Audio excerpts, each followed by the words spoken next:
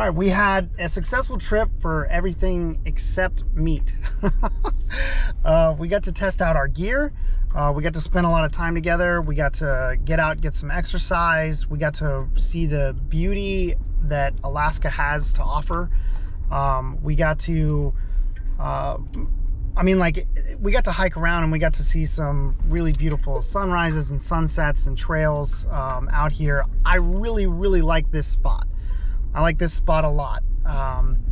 It's comfortable. It's everybody that we met was really, really friendly. There were a lot of people that, you know, we'd hear their ATVs coming down the trail. So we'd step off the trail and then, you know, just so that we're not like kind of hiding in the trees, you know, I would wave at them and everything, you know, to be friendly. And there were actually a lot of people that would stop and you know, turn off their engines and, you know, be like, hey, what are you guys hunting for? You know, have you seen anything? Okay, cool. You know, sometimes we see them here, you know, not too far away, that sort of thing, kind of giving us some, you know, tips and things like that. There were a lot of people that had cabins in the area. And, you know, when I thought, oh man, you know, somebody's got a cabin, like they've got private property nearby, they're gonna be, you know, they don't want us here. And that was not the feeling I got at all. You know, they were like, hey, have a good time, you know, like I got a cabin up the way sort of thing, you know. I see, you know, I've been watching some moose, but, you know, on my, you know, trail cameras, that sort of thing, you know, like, wow, okay, you know, like this guy was like super friendly. And, you know, what we thought was going to be just a one-off for friendly, everybody was friendly. Everybody waved, you know, when they went by, even if they didn't stop, you know. So, you know, the impression that you get sometimes from some hunters is that, you know, private property or landowners around hunting areas aren't going to be, they're not going to be friendly or whatever. And you know, that wasn't the case we had at all. You know, like these guys were welcoming, friendly, you know, gave us, you know, tips and advice, seen the things that they had seen, you know, that sort of thing. So, you know, it made us feel safe leaving camp and, you know, leaving all of our, you know, tent and supplies and things like that behind, you know, in our spot. And, you know, there were even some people that were like, oh yeah, we saw your camp over there, you know, like, wow, okay, thanks for, you know, not burning it down, you know what I mean? Cause you know, I've definitely heard stories about, you know, oh, I came back and, you know, the car was vandalized sort of thing. Like, oh, okay, hope that doesn't happen to me. We didn't have that at all. So I like the spot. I like the people around here.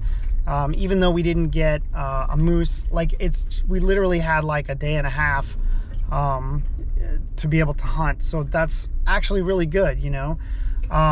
I did say that I felt like the moose were a little rude around here because it's like when you call somebody or, you know, somebody tries to call you, right? And, you know, you don't get to the phone in time. And then you call them back and then they don't answer. And you're like, I just tried calling you back. And I felt like it was the same way with some of the moose around here where I was like, okay, I can see your footprints. I can see your droppings, you know, I can see even places where you bed down recently, you know, like, well, I'm calling back, how come you're not answering, you know? And it was kind of the running joke, like, these moose are really rude. I really want to talk to them about their manners sort of thing. I just want to talk to them, you know, with the 30-06. I just want to ask them how many brow tines they have, that's all.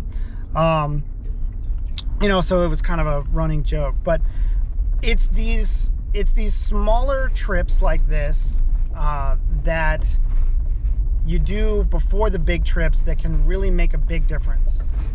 We got the exercise, we got to test the gear, we got to, you know, kind of get back into the groove with each other. And, you know, like I said before, you know, do a dress rehearsal for the big night. And I was really, really glad that I got to do all that while also enjoying everything that Alaska has to offer. The sights, the sounds, the serenity that comes along with it. And it wasn't even that cold. I really thought it was going to be, you know, colder and wetter and everything else, but we had a nice sunny weekend here, despite how the weather has been for what I feel like is the whole state for the last couple of weeks of rain and everything.